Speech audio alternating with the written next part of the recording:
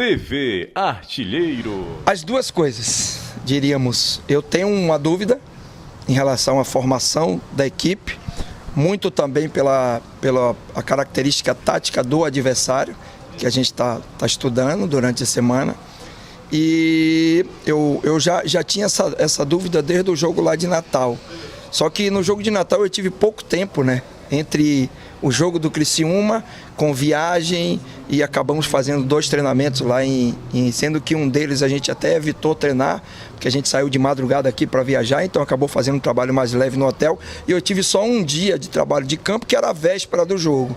Então, eu, até por uma questão de bom senso, já que eu não tinha tempo para trabalhar e ver um pouquinho a equipe nessa formação, acabei mantendo a formação com o Lelê. Essa semana não, eu tive 4 trabalhos de campo, onde a gente pôde alternar a formação e ver que as duas existe possibilidade de iniciar o jogo, tanto com o Lelê fazendo o tripé ali com o Cafu, Lima e Lelê, e o Elton como referência, que é uma formação que a gente já utilizou nos últimos 2 jogos, e o time tem respondido bem, tem criado oportunidades, tem tido um trabalho de construção, principalmente de último terço, onde a gente melhorou muito em relação aos últimos jogos. Mas com a entrada do Ricardinho e adiantando um pouco mais o Lima para a função do Lelê, a gente também ganha algumas movimentações diferentes e ganha um pouco mais de qualidade de posse de bola. Perde no aspecto de transição, que é um jogador que entra mais cadenciado, com mais técnica para jogar, de mais construção de jogo, mas ganha na inteligência de jogo, ganha na bola parada, ganha em outros aspectos. É igual um pouquinho aquela situação que eu falei aqui do Cametá e do Pio. A gente perdeu alguma coisa, mas ganhou também no aspecto de bola parada. Mas eu estou analisando, só vou definir amanhã na hora do jogo. A gente é realmente uma dúvida de formação, e eu testei as duas e gostei das duas formações. Ela pode acontecer no início ou pode acontecer no decorrer do jogo. Num jogo só, o CRB perdeu os 2 homens de referência, né? Que é como eles gostam de jogar. Jogam no primeiro tempo, quando cansa, vai ver o outro. E eles devem vir com um atacante flutuante ali, que sem estar fixo. O que é que isso vai te impor de dificuldade no jogo? Passa a ser dependendo da escolha do atleta que vai entrar, pelas informações, pode acontecer, pode jogar, por exemplo, o Elvis mais enfiado, aí seria um meia mais de construção, que joga mais com a bola, vindo jogar ali nas costas dos nossos volantes, né, criando aquela movimentação ali, que é uma movimentação também perigosa. Pode ser que venha um dos atacantes de velocidade, o Eric Salles, ou Maxwell, um desses aí também fazendo falso 9. Aí eles ganham muito no aspecto de transição, porque são jogadores de velocidade. Eles já têm o Edson Ratinho, que é transição, já tem o Chico, que é transição. Então eles passam a ter mais um jogador de velocidade para jogar em nosso erro. É isso que a gente tem que ter atenção. É um jogo onde a gente vai precisar atacar, vai precisar construir, vai precisar fazer jogo de imposição, como a gente vem fazendo contra todos os adversários que vêm jogar contra nós aqui. Não foi exceção, foi sempre regra nós jogarmos dessa forma. Mas a gente vai ter que atacar posicionado, é o atacar defendendo, que eu falo para os jogadores. Construir, propor jogo, entrar no campo do adversário, mas sempre ir atento e muito ligado, porque se eles vierem com essa proposta de 3 jogadores rápidos na frente, vai ser um jogo de transição e acaba sendo um jogo perigoso. Você comanda um time de massa e de povão, né? Porque a torcida do Ceará é povão. E o futebol, para o torcedor do Ceará, muitas vezes ele é o escape, né? Dos problemas do dia a dia. Ele vai usar para desopilar um pouquinho, a vitória deixa ele mais leve. Quando tu vai na tua preleção, Chamusca, num jogo como esse, tu usa esse argumento?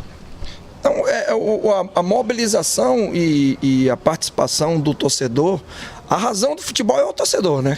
Então, a gente nunca pode esquecer isso. Eu também, em algum momento, já fui à arquibancada assistir jogos e sei da importância e quanto é fundamental. E desde quando eu cheguei aqui, eu venho batendo nessa mesma tecla e uso até uma palavra que é muito particular assim, da minha nomenclatura, que é sinergia do time com a torcida.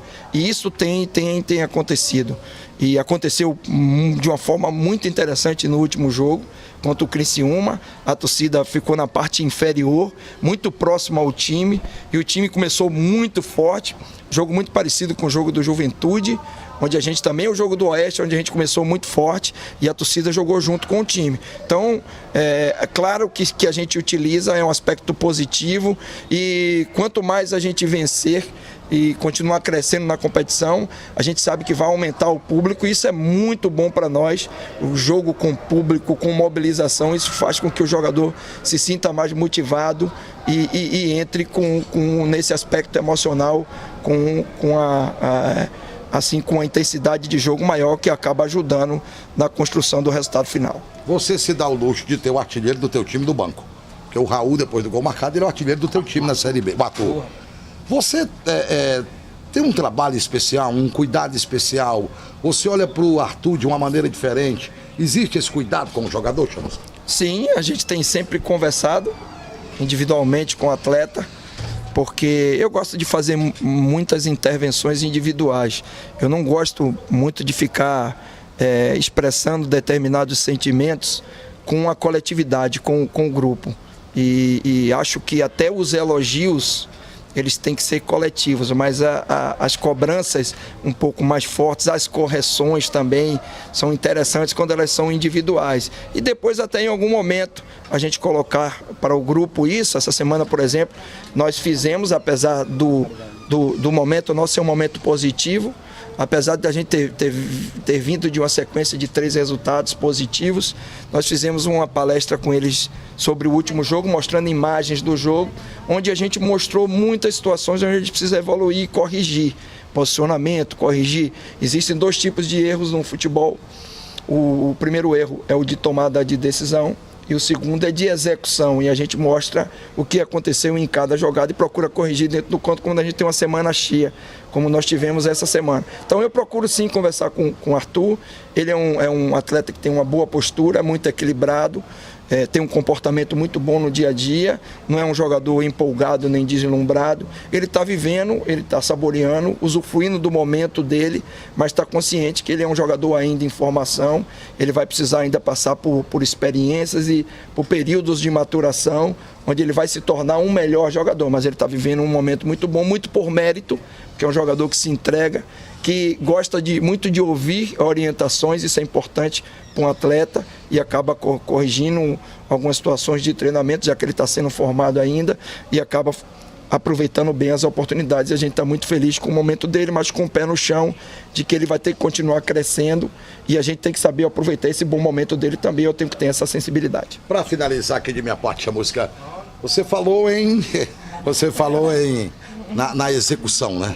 No erro da execução. Aí você falou que o teu time, ele tem que agredir marcando, atacar marcando. Perfeito. Na prática, isso significa que o teu time, que é um time que tem posse de bola, que quer nascer o jogo, que faz o jogo do jeito que ele quer, vai abafar o CRB?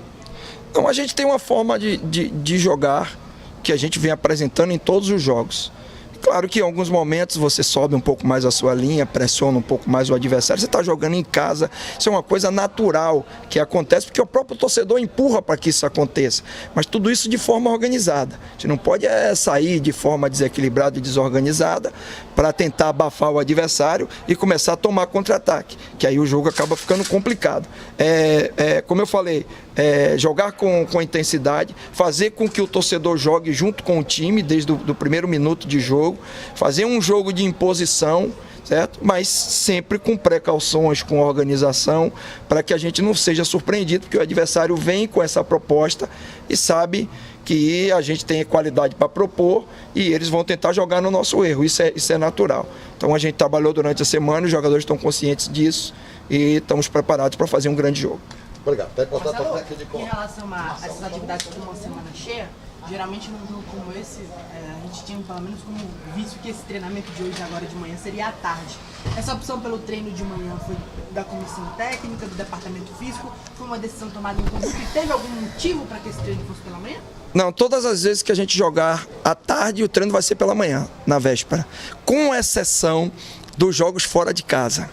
Fora de casa, às vezes a gente não depende só da nossa vontade. Pela nossa vontade, a gente treinaria sempre de manhã quando o jogo é à tarde, porque aí o atleta tem um tempo maior de recuperação até o dia do jogo. Quando o jogo é à noite, o treino à tarde é melhor, porque de manhã fica muito longe o último treinamento do horário do jogo. É mais ou menos assim a forma como a gente pensa. Agora, isso não é uma receita pronta que vai acontecer todas as vezes. Por exemplo, quando a gente sai para jogar fora, a gente depende de uma situação de campo, de programação, e às vezes a gente depende de quem está cedendo o campo. Então não é feito às vezes só pela nossa vontade, às vezes é também pela questão do espaço que a gente vai utilizar. Outra situação que tem peso é o desgaste da viagem no dia anterior. Se a gente entende, os jogadores chegam muito tarde e a gente precisa dar amanhã para que eles recuperem, aí a gente faz o treino à tarde, mesmo o jogo sendo no outro dia à tarde. Mas em casa, nessa condição aqui que nós nos encontramos hoje, o jogo 16h30, sempre o treinamento vai ser pela manhã. Chamusca, em relação ao CRB, queria que você falasse um pouquinho mais do que você já conhece e tem de informações da equipe adversária. Não, a gente foi um dos adversários que eu não me confrontei, né? Alguns eu já tinha me confrontado, mas a gente estudou muito bem o CRB e eu assisti vários jogos do CRB. Eles vêm com essas ausências aí do Zé Carlos e do Neto Baiano, né? Os dois foram meus jogadores também, trabalharam comigo. É um time que tem uma proposta onde eles jogam basicamente num 4-1-4-1, né, com um volante à frente da linha de 4, uma linha de 4 jogadores à frente desses volantes e um atacante um pouquinho mais adiantado. Eles alternam às vezes, trabalham com 2 volantes, fazem um 4-2-3-1 aí, que é uma alternância do 4-1-4-1, você puxa um volante mais para fazer 2 volantes e joga com um meia mais adiantado. Mas é um time que tem jogadores de qualidade, atacam muito pelo lado do campo, tanto com o Marcos, que passou por aqui, né, que é um lateral que tem um bom potencial técnico, trabalhou comigo também, como pelo lado esquerdo era o Diego, agora está jogando o Botelho, né, o Pedro Botelho, que é um jogador com passada larga, com boa chegada também, joga com apenas um volante, 2 meias que infiltram, o Danilo Pires e o Elvis. Edson Ratinho é quem dá intensidade pelo lado direito, jogador agudo, que é um lateral dobrando, tem recomposição e tem saída rápida com 1 contra 1.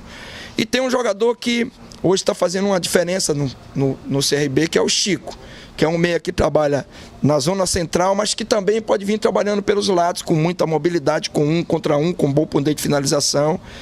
E com a ausência dos 2 jogadores de referência, eu acredito que vem um jogador de velocidade para jogar no nosso erro e poder aproveitar um pouquinho mais o jogo em transições. Mas é um time perigoso, bem treinado, bem organizado, que também tem ambições na competição e que a gente espera um jogo de muita dificuldade. Você falou do CRB, agora eu queria que você... Claro que praticamente... Falei pouco do CRB, né? A mesma resposta, né, Chamusca? Mas em relação ao Dado, você disse que não enfrentou o CRB nesse campeonato. O Dado você já enfrentou algumas vezes? Conhece como é que o Dado costuma montar o seu time? Cara, eu conheço mais o Dado de fora do campo do que de dentro do campo. Que eu lembre, eu acho que nós não nos enfrentamos ainda, mas nos falamos bastante.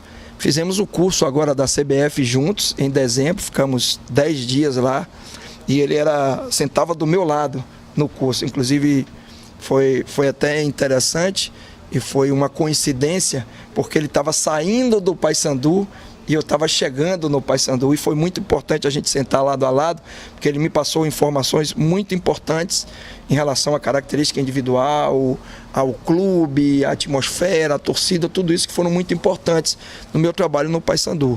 Então, apesar de não ter me confrontado, pelo menos eu não me lembro, com um Dado assim, em jogos oficiais, mas eu conheço muito do trabalho dele e tem muitos jogadores aqui que trabalharam com ele também, que essa semana já me puderam passar algumas informações importantes que bateram muito com a análise que a gente fez de imagens, de jogos do CRB. Então, ele também conhece muito a minha característica, apesar de não ter se confrontado. Tem uma curiosidade aí que o Dado, não é que eu seja velho não, mas o Dado... quando era atleta na base do Náutico, jogou contra mim, eu já como treinador na base do Bahia. Então a gente já se conhece há muitos anos. Eu era treinador, ele ainda era atleta e hoje a gente está trabalhando junto, ocupando, fazendo a mesma função. chegar no G4 era muito difícil, mas ainda é permanecer dentro dele. Mas um resultado positivo amanhã contra a equipe do CRB, a gente começará a dar gordura para o Ceará. Uma vitória amanhã, pela questão de vitórias do Ceará, daria 2 rodadas dentro do G4. Água, professor. Água pro professor. Aqui eu já tô aqui, obrigado. Não tomo água gelada. Não, com essa voz minha aqui, se eu tomar água Chegou gelada... no G4, agora a tão esperada e sonhada gordura. Essa é a hora de começar a criar essa gordura, para que se lá na frente tiver algum tipo de tropeço, ter essa reserva dentro do campeonato? Na verdade, a gente trabalha jogo a jogo. Então, qual é a análise dentro do que você falou do jogo de amanhã? É um adversário direto. Então, essa gordura, por exemplo, em relação ao adversário, ela já vai ser de 6 pontos. Então, a gente trabalha dentro desse aspecto, eu chamo de alavanca, né? A gente tem alavancas que a gente procura utilizar para motivar. Uma dessas alavancas é um confronto direto, que vai servir também para os outros adversários que estão perto ali. Mas como o trabalho é feito jogo a jogo, a gente está direcionando muito para o momento do CRB com o nosso momento.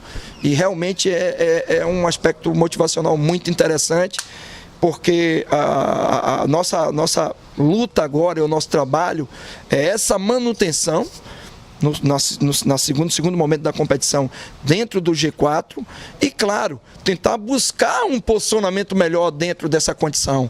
E a gente, por uma questão matemática, por estar próximo ao Inter e o Vila Nova, que estão na nossa frente, o América Mineiro já está um pouquinho mais distante, mas também não é nada assim, são 5 pontos, então dá para a gente sim trabalhar para tentar buscar uma posição melhor dentro do G4. É um outro aspecto que a gente utiliza também na parte motivacional. Chamuscas, alguns torcedores comemoram o fato dos 2 centroavantes do CRB não irem para o jogo, né?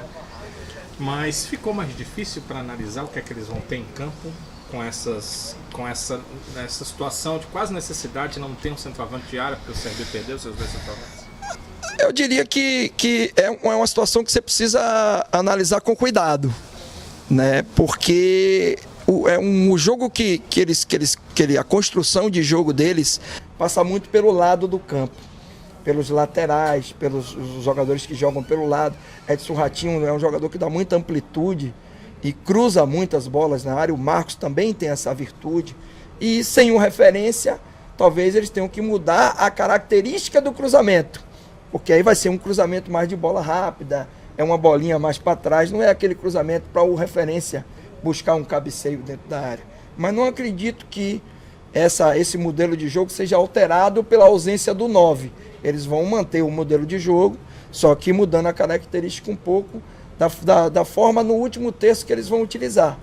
Mas, e se torna, claro, respondendo a sua pergunta, a análise um pouco mais difícil, até porque como ele testou vários jogadores ali, testou o Eric, testou o Maxwell, testou o Dudu, que é um garoto da base, testou o Elvis, com o Tony jogando com 2 volantes, não um volante e 2 meias. Então já fica uma análise um pouco mais complexa, mas está dentro do pacote do nosso trabalho, né? A gente tem que primeiro tem que saber, e é um trabalho do treinador premeditar o que vai acontecer antes do jogo. Esse é o nosso maior trabalho, é premeditar as ações que podem vir trazer dificuldades para nós e também buscar uma fotografia de espaço onde a gente possa utilizar, e é isso que a gente tenta fazer todas as semanas, e nessa semana não foi diferente. TV Artilheiro.